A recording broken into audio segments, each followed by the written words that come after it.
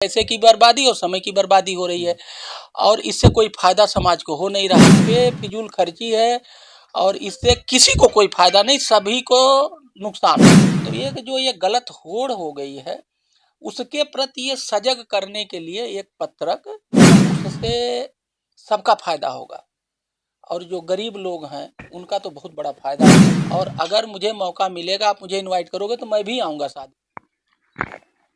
उत्तर प्रदेश के जो युवा गरीब तमगे से आते हैं, यानी कि छोटे पायदान से आते हैं और बड़े सपने देते हैं, उन सबके प्रेरणा स्रोत डायनेमिक डीएम नाम से मशहूर डॉक्टर हीरालाल आईएएस जी हमारे साथ मौजूद हैं। सर, बहुत बहुत स्वागत है आपका कार्यक्रम में। थैंक यू, शुक्रिया आपका, धन्यवाद। कल एक आपने मुहिम छेड़ दी और पूरे उत्तर प्रदेश में जिसको लेकर हाहाकार मची हुई है, तमाम जो लोग हैं आपके साथ जुड़ना चाह रहे हैं, सादा जीवन उच्च विचार को लेते हुए। कहाँ से ये प्रेरणा मिली, कहाँ से आपको आइडिया लगा जिससे लेके आपने शुरू कर दिया अभियान? देखिए, ऐसा है कि अभी शादी का सीजन चल रहा था तो सभी लोग हमारे सगे संबंधी और हम थोड़ा सामाजिक भी हैं, तो सभी लोग शादियों में बुलाते हैं। तो मैंने क्या देखा कि कुछ शादियों में एक एक आदमी की शादी में, एक शादी में 7 बार इनविटेशन मिला कि अब मेहंदी में आ जाइए, अब तिलक में आ जाइए, अब एट होम में आ जाइए, अब संगीत में आ जाइए। मतलब एक शादी में जहाँ हम लोग पहले एक बार जाते थे तो 6-6 7-7 बार जाना पड़ रहा है। तो एक समय की बर्बादी। दूसरी बात यह है कि हमने एक चीज़ और देखा कि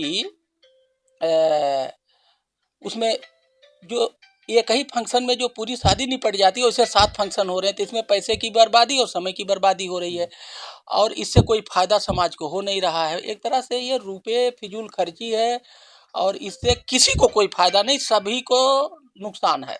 तो इससे बचने के लिए मैंने 5-6 शादियों में जाके देखा तो मुझे लगा कि ये अच्छा, कई लोगों से बात किया, इस पर राय लिया तो सभी की राय है कि ये हम लोग एक गलत दिशा में जा रहे हैं। अब वो एक गलत दिशा में होड़ मच गया। अगर एक गांव में एक ने इस तरह शादी करी तो अगर दूसरा नहीं करेगा तो उसको लगेगा करे हम तो पीछे हैं या हम कमजोर हैं।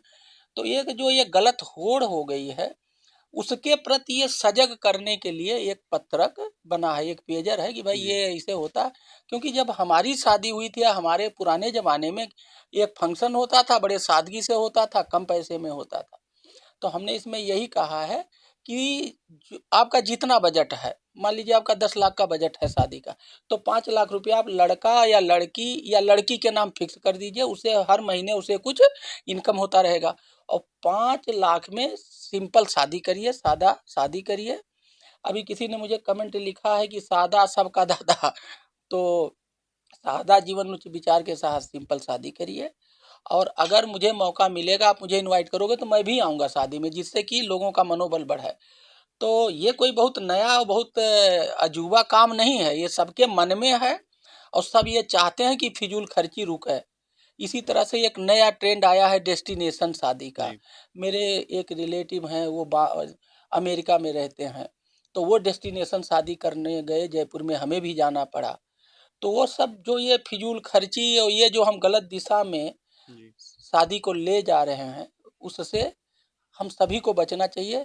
उससे सबका फायदा होगा और जो गरीब लोग हैं उनका तो बहुत बड़ा फायदा होगा, जो शादी में अपने को कर्जदार बना रहे हैं।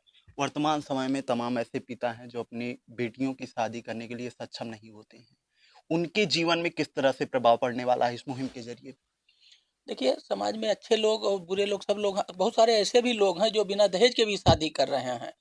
और इसमें ये बात तो है ही है कि लड़के वाले लड़की वालों को कहते हैं ये भी करो, ये भी करो, ऐसा करो, ऐसा करो। तो मेरा ये, चाहे वो कुछ जगह पे लड़की वाले भी चाहते हैं कि हमारी लड़की है, इसके शादी में हर 7-8 फंक्शन हो। तो सबको अच्छी चीज को समझना है और गलत दिशा में जो हम ये चल पड़े हैं या जो ये काम कर रहे हैं, इसको रोकने की जरूरत है। तो ये मेरे समझ में एक सामाजिक समस्या के रूप में दिखा, उसी पर मैंने अनुरोध किया है, जिसको कि लोग पसंद कर रहे हैं। क्योंकि मैंने अपने सोशल मीडिया पर जब इसको एक पेज डाला और लिखा, कुछ नहीं क्यों लिखा है, केवल अपनी बात लिख दी है, तो लोगों के, इसका मतलब ये है कि ये समस्या लोगों के दिल दिमाग में है और इससे लोग छुटकारा पाना चाहते हैं।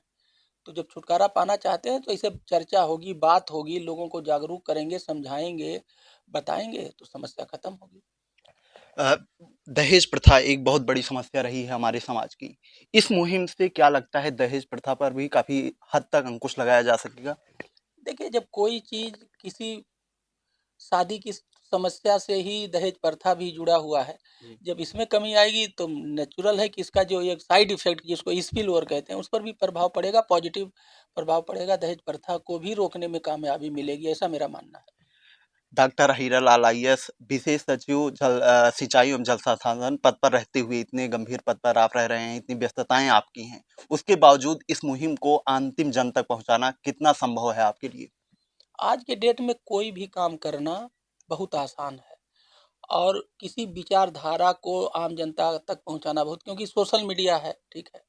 और सोशल मीडिया में आप अगर अपनी बात को रख देते हो तो वो सोशल मीडिया से लोगों तक पहुंचता है। अगर लोगों का आपका वो आइडिया, आपका वो विचार अगर लोगों के पक्ष में होगा, फायदे में होगा, उससे उनको कुछ मिलेगा, तो आपसे वो जुड़ेंगे। अगर नहीं होगा तो नहीं। जैसे इसी मुद्दे पे बहुत लोगों ने बहुत अच्छे अच्छे कमेंट किए, बहुत अच्छी अच्छी बात कर रहे हैं, खूब शेयर कर रहे हैं।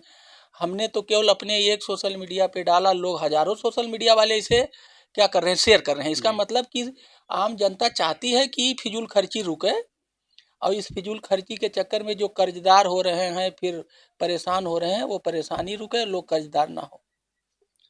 अंतिम सवाल ये है हमारा, क्या संदेश देना चाहेंगे आप आर्यम न्यूज़ की तरफ से जो हमारे व्यूअर्स हैं उनको? मेरा यही है कि ये फिजूल खर्ची को रोकने के लिए सभी लोगों को मिलके प्रयास करना चाहिए, और जहाँ भी अपने रिश्तेदार हैं, अपने परिवार के लोग हैं, अपने समाज के लोग हैं, गांव के लोग हैं, हर आदमी समाज से, परिवार से जुड़ा हुआ है। जहाँ शादी वादी हो, उनको ऐसा समझा, जैसे हमारे ऑफिस में एक लड़की की शादी होने जा रही है, तो मैंने उसको समझाया। हमने कहा तुम्हारी शादी में पूरी ऑफिस लेके आऊँगा, अगर तुम हमारी ये बात मान जाओ, ये तुम्हारे फायदे में है। तो उसने कहा सर बिल्कुल सही बात है, हम लोग इसी तरह शादी करेंगे। दूसरा, जैसे ये मेरा पन्ना कल हमने डाला, तो कल ही एक मौर्य, अनुज मौर्य है रायबरेली का, उसने पूरी सबूत सहित भेजा कि सर हमने तो ऐसे शादी किया था, जैसे आप कह रहे हैं 2 साल पहले हमने ऐसे शादी किया था। और तो हमने उससे कहा तुम आना, मैं आपको चाय पिलाऊंगा, और अच्छी बात है। तो ऐसा नहीं है कि ये कोई मेरा अकेला इशू है, बहुत लोग इससे त्रस्त हैं, परेशान हैं। ऐसे क्योंकि समाज का नुकसान हो रहा है, तो समाज में बहुत अच्छे अच्छे लोग हैं जो इस नुकसान को रोकना चाहते हैं, मेरे जैसे। तो ऐसे समाज में जो भी अच्छी चीज हम लोग कर सकते हैं, सबको करना चाहिए। 7 बिंदुओं में 7 चीज़ों को आपने लिखा है, 8वीं चीज़ ये बता दीजिए कि शादी दिन में करनी चाहिए या रात में? शादी तो सही बात है, दिन में करनी चाहिए। मैंने 94 में 26 नवंबर को अपनी शादी मैंने दिन में की थी। और सुबह हम लोग गए, दिन में शादी की और शाम को चले आए, और बहुत साधारण तरीके से किए थे। लेकिन ये बहुत पुरानी बात हो गई, उसके बाद दुनिया बहुत बदल गई है, दिखावा, शोबाजी, ये सब बढ़ा है, मैं तो यही कहूँगा। तो मैंने तो उसको अडॉप्ट किया है, और बहुत मेरे जैसे बहुत लोग कर रहे हैं। तो शादी अगर दिन वाली की जाए, एक 1 डे सुबह अपना 9-10 बजे बारात आ जाए और 5-6 बजे तक विदाई कर ले, इससे इसमें हर चीज़ की बचत है, और ये बहुत अच्छी चीज़ होगी। तो ये थे हमारे साथ डॉक्टर हीरालाल आईएएस जी, जिन्होंने अपने विचारों को बताया। आप इनके विचारों से कितना सहमत हैं कमेंट सेक्शन में जरूर बताइएगा। इस बातचीत में इतना ही, देखते रहिए आर्यम न्यूज़। शुक्रिया।